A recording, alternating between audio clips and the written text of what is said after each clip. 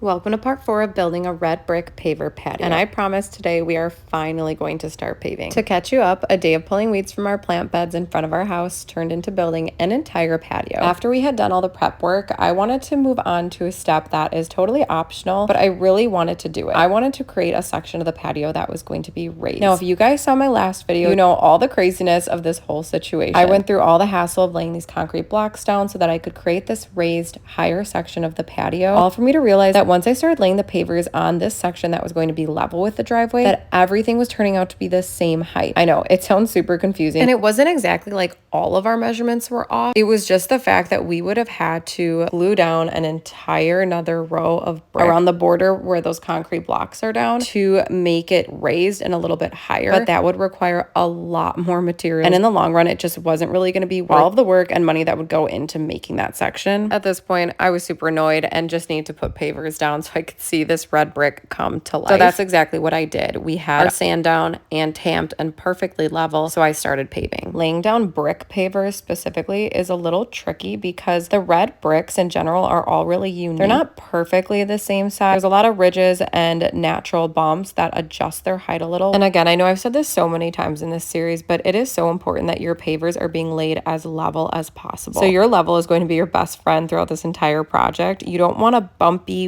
wavy looking patio. And as much as ours did not turn out perfectly in the end by any means, because we're not professionals, that was something I was really a stickler on. So I did my absolute best to ensure that everything was level. And Tim was in charge of making all of the corner cuts on the patio. So he rented a brick saw from Home Depot and was working on that the entire time. Once we got the first part of the patio done with polymeric sand added, I was just so excited. For the second half of the patio, went around and glued down bricks around the border on top of those concrete blocks so that those were all secure, and then we could fill in the gravel and sand in the inside where we would actually be paving. And then Tim set me up with some headphones and I just got to knocking out this entire section. Maybe this is my like red flag, but when I'm working outside, I don't really listen to music. I almost feel like the silence is so terrible that it's almost more motivation to get the job done faster. Someone tell me if that's only a me thing. At this point, we were almost done. Tim just went around and finished all of his corner cuts. Once you have 2 to 3 rows down, make sure to go through and tap them really lightly with your mallet so they can kind of secure into the sand so they're really even and level with the pavers next to it. The last step is polymeric sand. The sand gets poured in between all the pavers and you lock it in with a little bit of water and it will harden and keep all your pavers in place. Use this large broom to gently push it into all of the grooves. Make sure to read the directions on the specific polymeric sand that you buy. And after 24 hours, it was completely done and set. At this point, we just could not believe that the entire patio was done. But there is still so much to do because we need to build an entire walkway.